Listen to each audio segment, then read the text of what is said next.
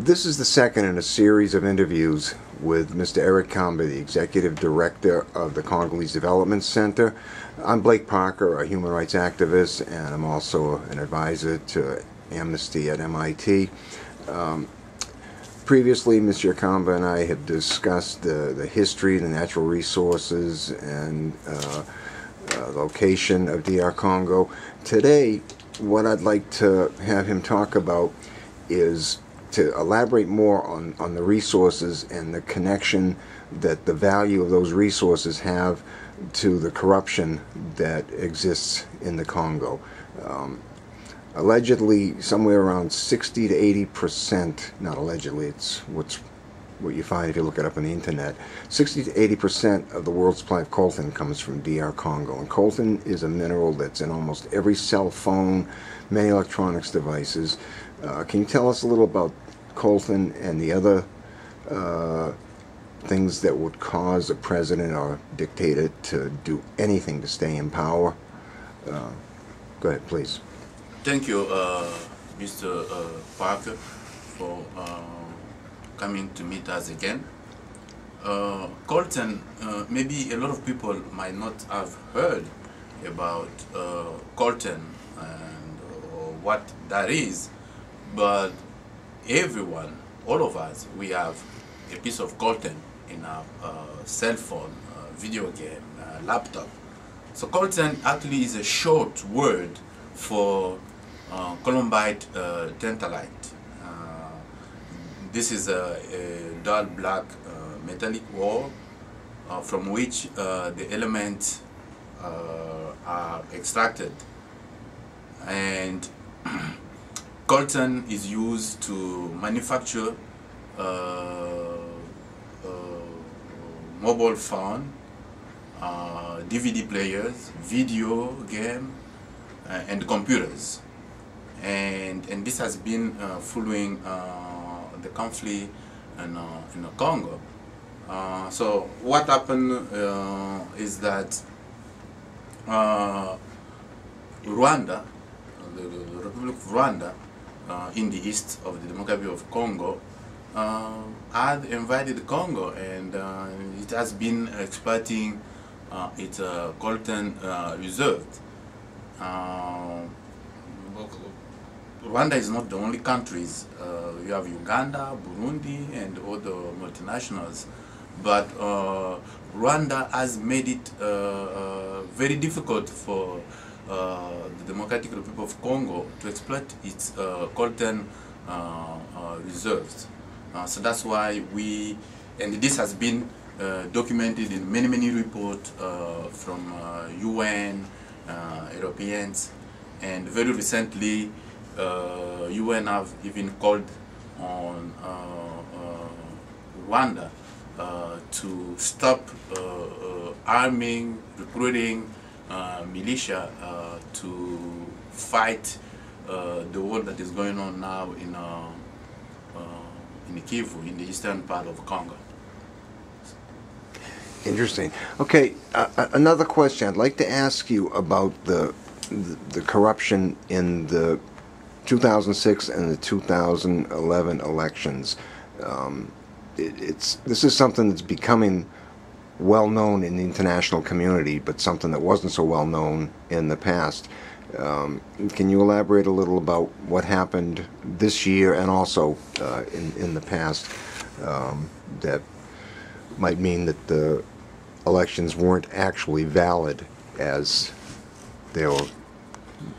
Thank you for the question. Congo had its presidential election second, but actually the third, in October 2011, where the Electoral Commission of the Democratic Republic of Congo, known as CENI, CENI, declared that President Kabila was the winner with 49% against 32% for the opposition leader Etienne Tshisekedi. Now we were very surprised that the international community and the UN did not explain why they did not call out the irregularities that took place in the election in Congo. They didn't say anything when we know that there were fictitious polling stations. There were some polling stations with no ballot.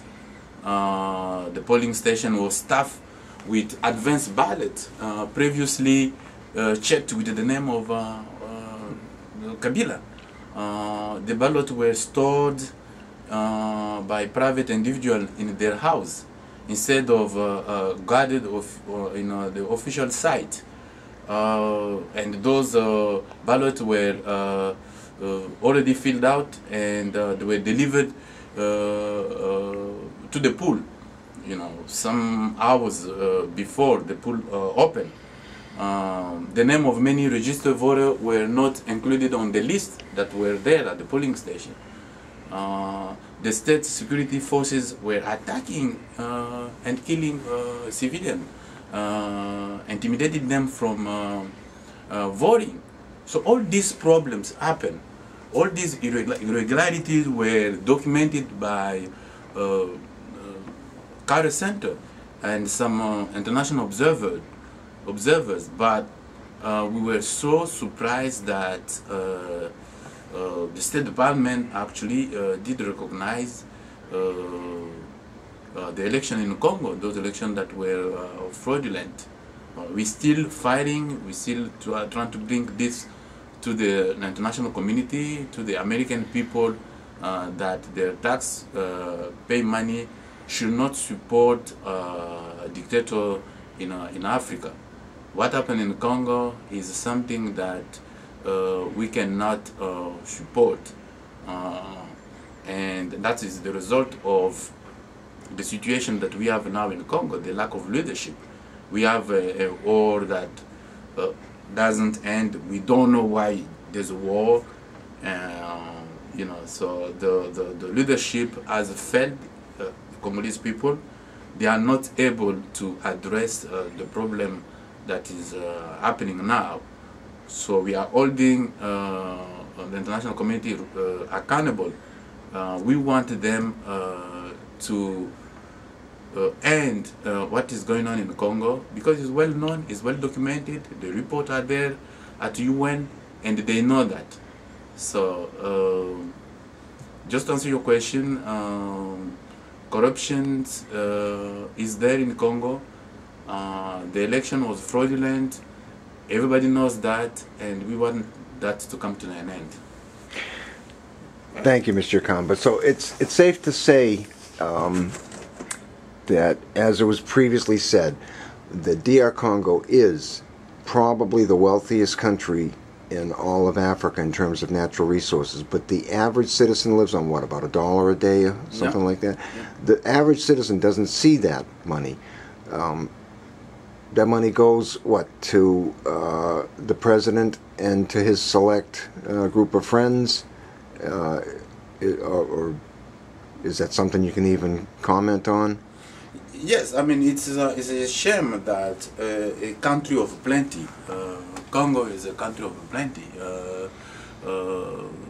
country of abundance, all these minerals that we talk about, when it comes to Congo, the best way to describe Congo is always as a geological scandal.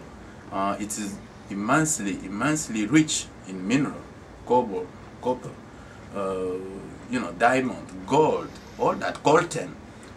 But the paradox is that a country of plenty, but where its people are suffering. You just said it. You said it very well. That the majority of Congolese live with less than $1 per day. How can you even explain that? A country that has everything. Now, the reason is simple. We don't have a leadership that is needed. We have a bunch of jerks, excuse me my language, who are stealing, looting the country, and they are not investing in the country. So they are taking everything out of Congo. Its population doesn't see anything, and as a result, unemployment is over 80%. Children die before age of 5, and you so name it. The poverty has reached the level that you cannot even imagine. But this has to stop. We need to help Congo to be on its feet, so that people of Congo can enjoy all this wealth that they have. That seems like that would be a good direction to see the country go in. It would be very nice if some of the profits that are being taken would go back into infrastructure, into roads and schools and hospitals and electricity. And the reality is that could happen, but I think you said it correctly. It needs a change of leadership for something like that to happen. Exactly. As long as you cannot, it's not, Mr. Blake, it's not like Mr. Kabila came to power yesterday or the day before. This guy, this man, has been there for more than 10 years as president. So you cannot do the same thing all and over again and expect a different outcome. If you are doing the same thing, is just incapable. You know, the current president is incapable of leading that country. So the Congo is a failed country. How can you imagine we don't have army? The Congo has been attacked. There's not a response. We have people who are telling us that the member of the government don't meet to talk about what is going on in the country. So we cannot live like that and expect that sometime there will be changes. With all the rich resources that we have, you have said it, those resources could have helped to build the infrastructure,